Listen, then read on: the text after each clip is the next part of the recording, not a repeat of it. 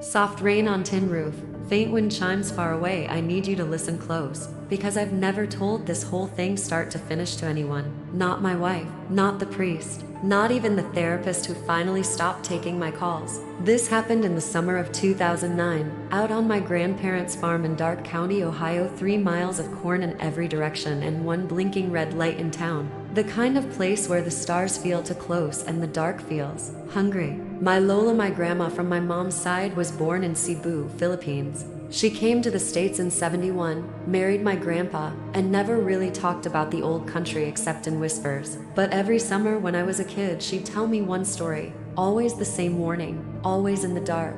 Never call something if you don't know its real name, Anna. Names have weight. Some things answer even if you get the name wrong. I was 19 that summer, home from college, angry at the world, heartbroken over a girl, and stupid enough to think nothing could touch me. My grandparents had passed the winter before both of them, 2 weeks apart, and the farmhouse was empty except for me. I was there to clean it out before the bank took it. That's when I found the mirror. It was in the attic, wrapped in black cloth and red string, the way Lola always wrapped things that shouldn't see the light. Full length, old wood, glass rippled like water. On the back, someone had carved a little crouching child with huge eyes and a pointed tongue. Underneath, in faded ballpoint, Lola had written in Cebuano, Ayapag tawag sa wala kakela. Don't call what you don't know. I laughed. I was grieving and reckless. I carried that mirror down to the bathroom on the second floor, the one with no windows, the one that used to scare me when I was little because the light switch was outside the door. I knew the Bloody Mary game. Everyone does. 3 times, 13 times, whatever. But I remembered something else Lola used to mutter when she thought no one was listening, a different chant. 7 syllables, something about a child who never got to grow up, a child who would do anything you asked. For a price. I was drunk on cheap whiskey and loneliness that night. Thunder rolling in from Indiana, corn hissing like it was whispering secrets. I turned off every light in the house, lit a single red candle, the kind Lola kept in her altar drawer, stood in front of that attic mirror at 3:07 a.m. and said the words I'd heard her say only once, under her breath, when she thought I was asleep. I didn't say Bloody Mary. I said, toil, toil, toil, come out and play. I have milk and toys and a job for you tonight. Take whatever you need. Just make her love me again. 7 times, not 3, 7. The candle flared green for half a second. I swear it did. Then the mirror fogged like someone was breathing on the other side. Nothing happened. I laughed at myself, blew out the candle, and went to bed feeling like the biggest idiot in Ohio. That was night 1. Night 2, woke up to the sound of a baby laughing downstairs. Not crying, laughing. High, wet, way too fast. The kind of laugh that doesn't need air. I grabbed the shotgun my grandpa kept over the door and crept down the stairs. Every step creaked. The laughing stopped the second my foot hit the hallway. In the kitchen, the fridge door was wide open. A carton of milk was on the floor, lid off, a perfect ring of tiny red handprints around it, handprints the size of a toddler's, but the fingers were too long, and there was blood mixed in with the milk. A little trail of bloody prints led across the linoleum, up the wall, and straight into the air, like whatever made them just walked upward and vanished. I told myself a raccoon got in.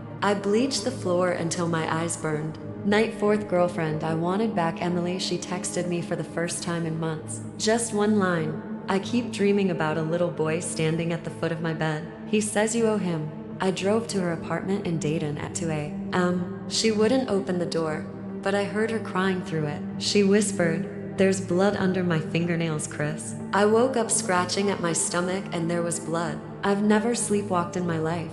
Night 6, he tried to get rid of the mirror. I carried it out to the burn barrel at dawn. The second I dropped it in, every crow for 10 miles lifted off the corn like a black wave and screamed. The mirror didn't break, not a crack. It just lay there on top of the ashes, staring up at me with my own reflection grinning when my real mouth was empty. I dragged it back inside. I don't know why. My hands wouldn't let me leave it outside. That night, the power went out in the middle of a clear sky. I heard barefoot steps running circles around my bed fast, so fast the floorboards couldn't even creak in time. Something cold and small crawled under the blankets with me. I felt tiny fingers trace the veins on my arm like it was reading directions. A voice no louder than a sigh right against my ear. "You said anything I need." I screamed and thrashed. When I turned the flashlight on, There was nothing, just a wet red handprint on my pillow and a single baby tooth sitting in the middle of it. Week 12 toil started bringing me gifts. First, it was Emily's locket, the one I gave her for prom, the one she swore she threw into the Great Miami River. It showed up on my nightstand wrapped in a lock of her hair. Then Polaroids began appearing, pictures of Emily sleeping, taken from inches away. In every single one, there's a little shadow crouched on her chest, head tilted, smiling with too many teeth. I tried everything. I called a priest, he took one look at the mirror and left without a word. I tried burning sage. The smoke formed the shape of a child laughing before it vanished. I even tried saying Bloody Mary 3 times to see if something else would answer and cancel it out. Nothing. Whatever I called wasn't from here. It had its own rules. I finally found Lola's old prayer book hidden behind a loose brick in the chimney. The pages about the toil were torn out except for one corner. All that was left were the words, "The child will serve until the debt is paid in the same flesh it never grew." I didn't sleep for days. On the 14th night, Emily showed up at the farmhouse unannounced. Pale, shaking, belly already starting to swell. She was 7 weeks pregnant and had no idea how. She hadn't been with anyone since me. She looked at me with absolute terror and said, "It told me its name last night, Chris. It said you gave it mine to use." I made her leave. I locked the door. I took the shotgun, a rosary, and every ounce of holy water I could find, and I went to the bathroom with the mirror. I was going to end it. I lit 7 red candles. I poured a circle of salt and rum and my own blood. I looked straight into that rippled glass and I spoke the only reversal I could find in Lola's book, the one thing she wrote in big shaky letters on the inside cover. "Toil, I name you truly now. Your name is forgive me. Go home. The debt is mine alone." The candles all went out at once. For 10 full seconds, the room was perfectly black and perfectly silent. Then the mirror cracked, not shattered, just one thin line straight down the middle like a lightning bolt. Something on the other side pushed its face against the glass from inside.